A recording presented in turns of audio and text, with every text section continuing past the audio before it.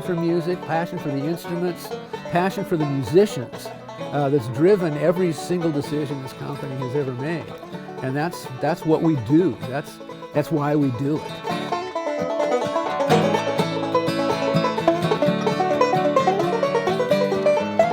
When we first started working on the 5th string capo, we didn't really expect to go into business, but it didn't take too long before we started thinking that way. We were sort of these two guys with a product in a shoebox and you know, the American dream. The reason there needs to be a 5th string capo is because the 5th string starts here. There had never been one quite like this before. I had drawings of what it should be like, but I couldn't get anybody interested in making one. Anybody who was actually in the music parts business. So I just carried the drawings around and the idea, and now and then if the subject came up, I would rant and rave about it. And I was doing that one night at a banjo lesson. My student was Dave Kuntz, and he was an auto mechanic. The following week at his next lesson, he brought a prototype in.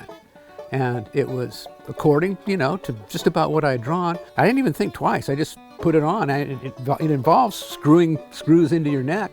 So, you know, it is kind of a commitment.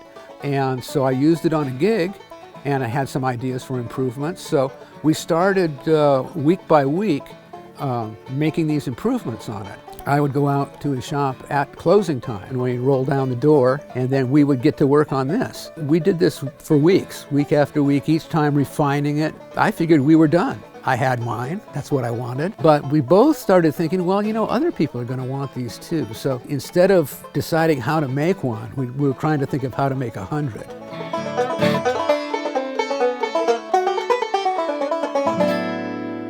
We made 100 of them, and I went to 5 bluegrass festivals in 5 weeks. Before I left town, I made the first sale of a product from Shubb Capos, and our first customer, Jerry Garcia. He was playing bluegrass at the time. He was playing in Old and in the Way. I called him and said, hey, I've got this new thing. He said, great. He went for it right away.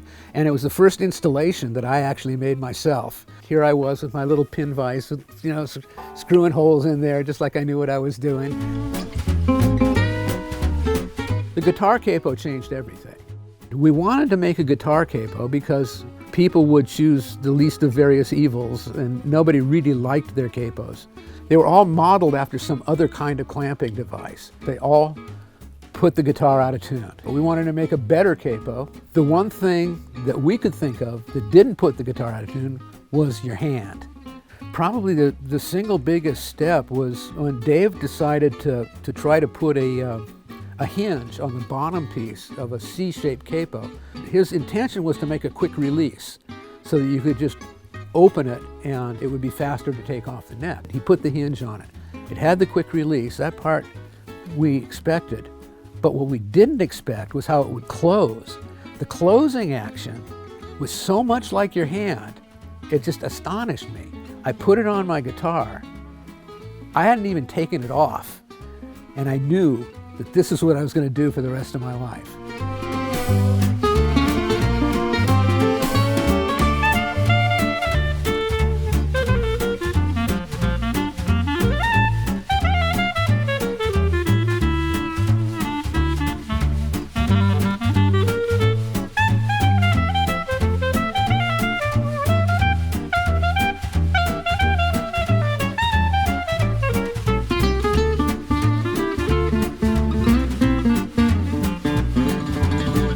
It's very well made, and people who like well-made things like it. These 3 pieces, you can put them together. You can make something that looks almost like it, and it won't work. It has to be exactly so for the over-center lock to lock. You close it, and the tension increases until it reaches center, and then it relaxes a little bit.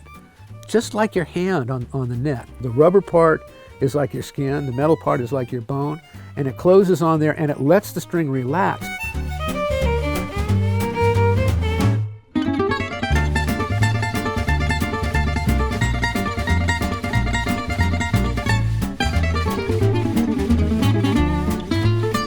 I'm doing what I love, and all of these people who are using my product, they feel like my family, and we call them that. We call them the Shubb family of artists. Some of them have grown to be really good friends. You should be singing in the key that your voice sounds best in. You quickly transpose and find that sweet spot where your voice, just makes people weep. The reason I like Shubb Capos is because they're the best. Your guitar does not go out of tune when you put it on, which is one of the best parts about it. They click and stick, and they make you sound great. I love these Capos. You can get exactly the right amount of pressure so you're not pulling things sharp. This tune wouldn't exist if I didn't have that banjo capo, because it inspired me, to try something different. Rick didn't go out and say, "Hey, here's a free capo. Can we take your No, picture?" I never have done that. Right. I wait to find people who already use the capo. A musician was only going to use the stuff they want to use. And so if they're using my capo, they found it on their own.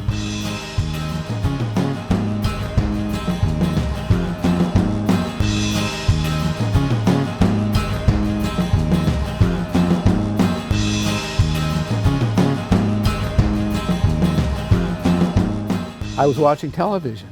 Chet Atkins comes on. He plays an instrumental, reaches into his pocket, pulls out a capo, a Shubb capo. That was one of my great moments, I think, in the history of the capo business. If you're a player, the people that you're watching and trying to emulate their gear, they're using the Shubbs. Mm-hmm. And when I see my capo on stage on one of these big shows, I feel like I'm playing that show, because I am. That's me up there, that little clamp on that guy's neck. And I've been on the cover of Rolling Stone many times. The first time was on Keith Richards' guitar, and it was the Rolling Stones. I played at the Super Bowl, I played at the Olympics.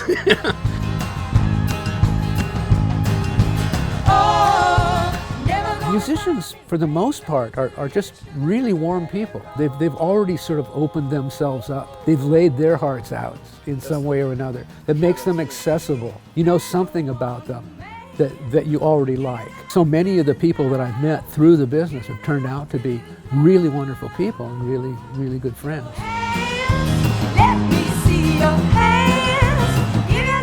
People who bought them 40 years ago still have them. A friend of mine, who I went to high school with, got a capo from me before it was in production.